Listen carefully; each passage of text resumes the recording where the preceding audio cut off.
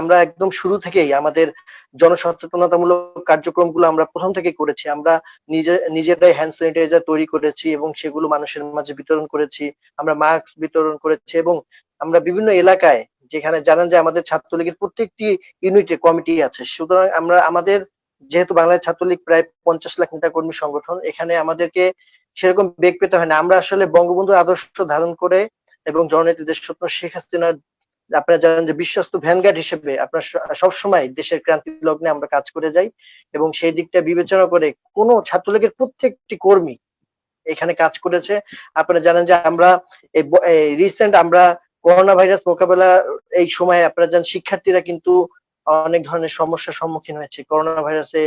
তারা বাসায় মেস ভাড়া দিতে পারেনি, এরকমও আছে। এবং আমরা তাদের কিন্তু আমাদের ছাত্রলীগের স্বেচ্ছাসেবক টিম গঠন করে কিন্তু আমরা মেস মালিকদের সাথে আমরা যৌক্তিক দাবি এবং তাদেরকে বুঝিয়ে কিন্তু আমরা এটি সমাধানের চেষ্টা করছি। এবং আমাদের মাননীয় প্রধানমন্ত্রী জননেত্রী দেশরত্ন শেখ হাসিনার নির্দেশনা আপনারা দেখেছেন যে করোনা মহামারীর সময় কৃষক যখন শ্রমিক সংকটে ভুগছিলেন, তখন কিন্তু আমরা কিন্তু প্রত্যেকটি নেতাকর্মী কৃষকদের পাশে থেকে কৃষকের ধান কেটে দিয়ে আমরা কৃষকের বাড়ি পর্যন্ত পৌঁছে দিয়েছি।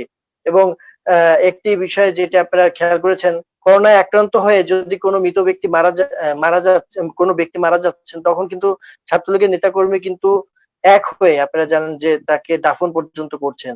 তা আমরা বাংলাদেশ ছাত্রলীগ যুগ যুগ ধরে, যেহেতু বঙ্গবন্ধু এই ছাত্রলীগ প্রতিষ্ঠা করেছিলেন যে তরুণদের দিয়ে, তারুণ্য নির্ভর যে সংগঠন বাংলাদেশ ছাত্রলীগ, এখানে সকলেই নিজের শ্রম এবং নিজের মেধা দিয়ে সকলে কাজ করে। এখানে আমাদের আলাদাভাবে কোনো পারিশ্রমিকের প্রয়োজন হয় না। আমরা প্রত্যেকে জননেত্রী দেশরত্ন শেখ হাসিনার যে নির্দেশনা, সেই নির্দেশনা বাস্তবায়ন করার জন্য আমরা দিনরাত পরিশ্রম করি।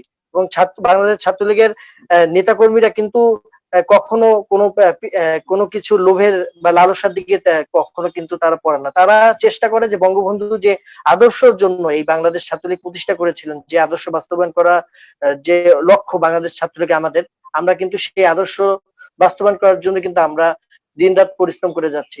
আপনারা বাংলাদেশ ছাত্রলীগের নেতাকর্মীকে নিয়ে আমরা অনেক সময় দেখেছি যে এই তারুণ্য নির্ভর ছাত্রলীগ নিয়ে অনেকে বিরূপ মন্তব্য করে, কিন্তু আসলে কিন্তু মাঠে কিন্তু সব সময় দুর্যোগকালীন সময় থেকে শুরু করে এই দেশের, আপনারা দেখেন ভাষা আন্দোলন থেকে শুরু করে মহান মুক্তিযুদ্ধ থেকে শুরু, মানে স্বাধীনতার পূর্ববর্তী এবং পরবর্তী প্রত্যেকটি জায়গায় কিন্তু এই তারুণ্য নির্ভর বাংলাদেশ ছাত্রলীগ কিন্তু সবসময় কাজ করে গেছে। এবং স্বাধীনতা বিরোধীরা কিন্তু এই ছাত্রলীগের এই অর্জনটা কিন্তু তারা মেনে নিতে পারে না।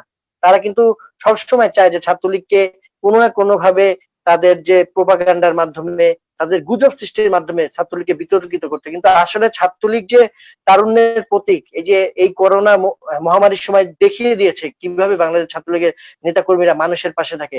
আপনারা দেখেন যে করোনা ভাইরাসের এই মহামারীতে যখন